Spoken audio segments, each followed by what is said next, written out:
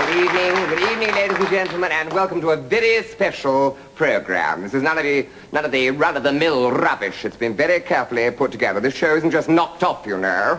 Some of the script may be, but that's nothing to do with me. This is the show that tickles your fancy, dots your T's, and crosses your eyes. Now, probably stay crossed after you've seen the next bit.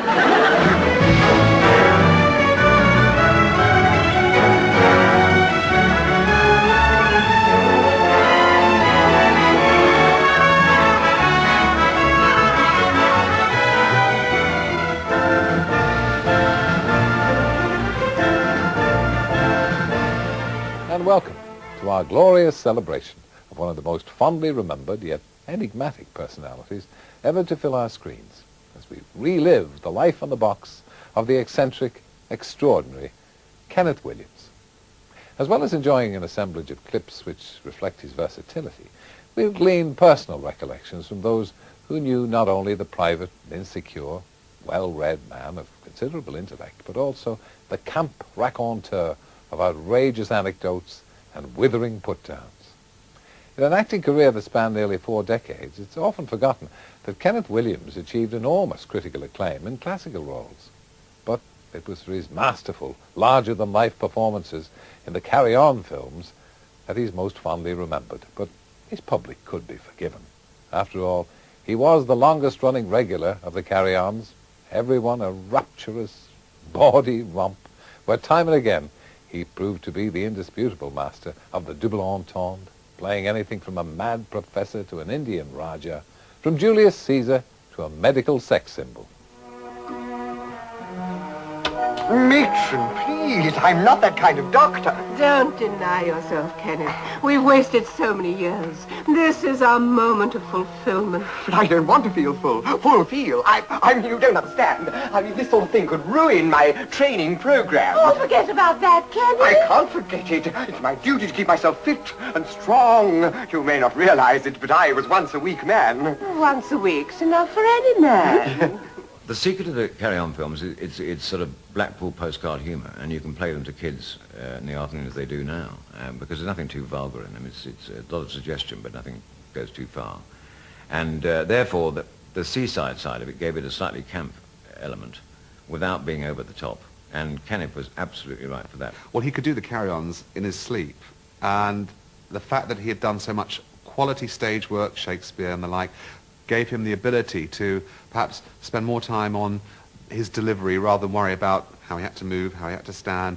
He was a professional. For many, many years now they have led us to believe that the devils wore nothing beneath their skirts, and we have feared them according. But now... I do not understand, my father. What is there to fear from a warrior who wears nothing underneath his skirt? Oh, my child, you have not made war, but think how frightening it would be to have such a man charging at you with his skirts flying in the air and flashing his great big bayonet at you. He could transform the most mundane bit of smut and turn it into something quite surreal and mad and wonderful. He was playing very much the straight voice, much more that one. How dare you talk to me like that? Therefore, he had a voice of authority. So therefore, if you give him a part of authority, you'd often be a sort of the officer or the governor of a province or whatever the film is about. 'Tis I, Caesar, grandson of Venus and Anchises, your divine emperor. Caesar, we shall all die for this. Open up, I say, or must I enter? Yes? Oh, good evening. I wanted to ask, are you really a Vestal Virgin? Oh, no. No, I'm a eunuch. Oh, I see. You're a what? I'm sorry. Vestal virgins are off tonight. Oh, my senses deserting me. There's something funny going on here. Villiers, what are you doing with your things? I'm sorry, sir, but for the good of Rome, you must die. But you're my personal bodyguard and champion gladiator. I don't want to die. I may not be a very good live emperor, but I'd be a worse one dead. Treachery! Infamy! Infamy! They've all got it in for me. I mean, Ken as Julius Caesar has got to be cherished, you know, and all those funny, up the Khyber one and all that. I mean, he sort of played the parts, like when he played the Doctor with Hattie Jacques. He was playing the parts, but he was bringing a whole other wonderful invention and funniness to it that was him. Another person playing that would have been nowhere near as funny as Kenneth. First signs of physical change.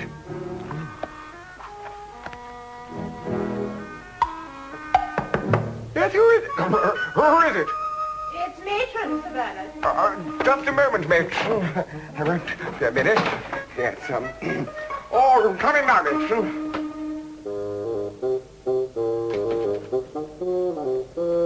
Oh, I'm sorry, Sir Bernard. I didn't know you were changing. Changing? What are you talking about? I'm not changing. That's a lie, do you hear? It's a lie. Your clothes, Sir Bernard. Oh, sorry, I thought you were inferring that I... Well, don't keep staring at me as if I were a freak. Oh, you misunderstand me, Sir Bernard. Oh, no, I don't. I know what you are thinking. And let me tell you, I'm a man like any other man. Oh, no. I cannot agree with that. What? You have something very few men have. What do you mean? Greatness. Oh, well, there's no denying that, naturally. If I may say so, Sir Bernard, I think you've been overdoing it. Overdoing it? What do you mean overdoing it? Overdoing what? Work. It's time you had a holiday, I think. I don't want a holiday, and will you kindly stop fussing over me? I'm only thinking of you. Well, stop thinking of me and go away. Very well, Sir Bernard. Oh, I nearly forgot. Your mail. Yes, I am, and I can prove it. You hear? Prove it. He did something in show business that I can only describe as he commercialized camp. You see, up until Kenneth became successful, I'd only heard this word in show business circles. Nowadays it's used a great deal. You know, it's something that's a bit over the top, a bit rather precious or outrageous. Kenneth found a way to be camp and then, as I say, commercialize it, that people roared with laughter. He was outrageous and very funny, and I think that was his unique quality.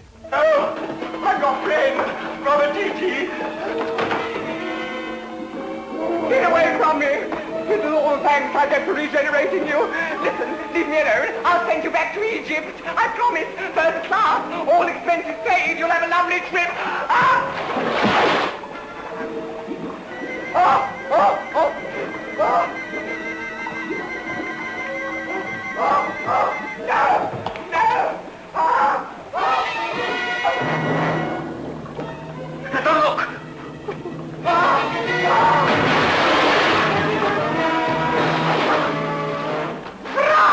Tonight!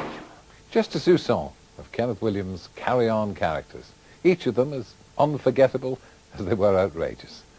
But the performance of comedy material was only a part of his repertoire. Kenneth Williams' early career as a serious actor found him commanding the stage in dramatic productions alongside the likes of Richard Burton, Orson Welles, Ingrid Bergman, not to mention Dames Maggie Smith and Edith Evans.